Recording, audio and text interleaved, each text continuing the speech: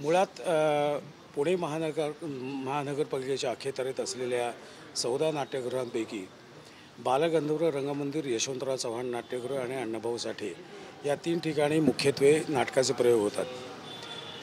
ह्या नाटकाचे ही 3 नाट्यगृह आहेत. त्या नाट्यगृहात नाटक होणं अपेक्षित आहे, म्हणून त्याला आपण नाट्यगृह असं म्हणतो. पण तुम्ही आजही बघितलं तर साधारण 30 ते 35% आरक्षण जे असतं ते प्रायव्हेट पार्टीजलाच असतं. त्यामुळे मराठी नाटकं 60-70 मराठी नाटकं आहेत रंगभूमीवर आणि सर्वच नाटकांना या 3 ठिकाणी त्यांना प्रयोग करण्याची इच्छा असते. पुणे महानगरपालिका त्यांच्या वतीने किंवा त्यांच्या प्रयत्नातून ही 3ही नाट्यगृह उत्तम राखण्याचा प्रयत्न करतात. त्याबद्दल त्यांचे प्रथम मी अभिनंदन करतो. पण आता हे रंगयात्रा हे जे काही त्यांनी ॲप आणलेलं आहे, हे ॲप आहे ते नाट्यगृहांच्या आरक्षणासाठीचं ॲप आहे. नाट्यगृह आपण सत्र असतं 12:30, 5:30, 9:30 हे सत्र आहे. या सत्रांच्या आरक्षणासाठी असलेलं ॲप आहे आणि हे ॲप ओपन टू ऑल आहे. आज समजा असं म्हटलं की एखाद्या व्यक्तीकडे खूप पैसे असतील आणि त्यांनी सगळ्या रविवारच्या सर्व रविवार त्यांनी बुक करून टाकले, तर आम्ही नाटकवाल्यांनी जायचं कुठे, हा एक महत्त्वाचा मुद्दा आहे. त्यामुळे माझं असं म्हणणं आहे, माझी अशी विनंती आहे महानगरपालिकेला की हे ॲपमध्ये असलेल्या त्रुटी, आमच्या असलेल्या अडचणी, रंगकर्मींच्या असलेल्या अडचणी, या सगळ्यांचा त्यांनी विचार करायला पाहिजे. त्याच्यात त्यांनी मीटिंग घ्यायला पाहिजे आणि ती मीटिंग घेतल्यानंतर या सर्व अडचणी सोडवाव्यात. आपण जग ज्या दृष्टीने चाललेलं आहे, ज्या वेगाने चाललेलं आहे, त्या वेगाने जाणं अपेक्षित आहेच, त्याबद्दल काही दुमत नाही आहे. आपल्याला कॅशलेस करायचं तर आपण कॅशलेसही करू शकतो, पण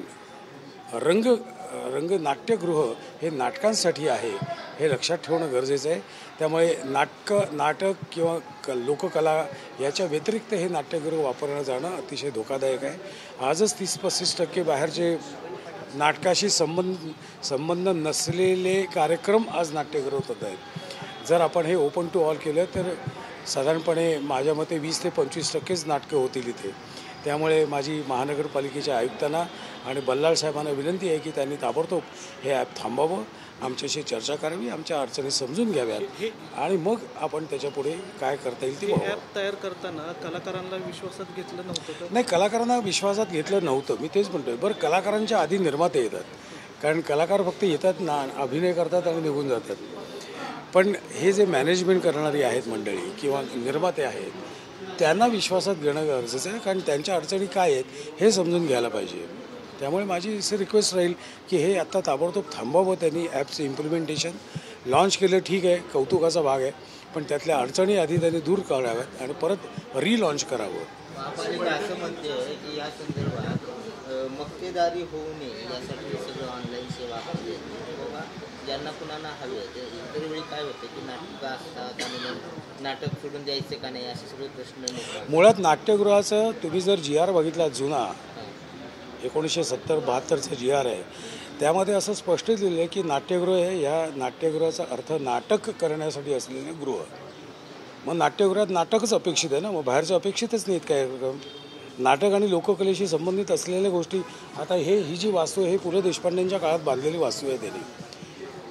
तर महानगरपालिकेच्या त्यांच्या GRमध्येच लिहिलेलं आहे की नाट्यगृहात लोककला, नाटक हेच होणं अपेक्षित आहे, बाकीचे कुठलेही कार्यक्रम होणं अपेक्षित नाही आहे.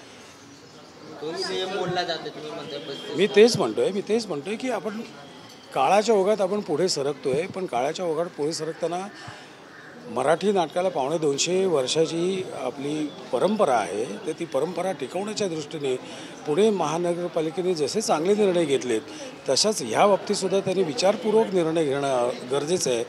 अडचणी प्रत्येक गोष्टीत असतात, पण चर्चा करून या अडचणींवर मात करता येते. घाईघाईने ॲप तुम्ही लॉन्च करू नका अशी माझी विनंती राहील.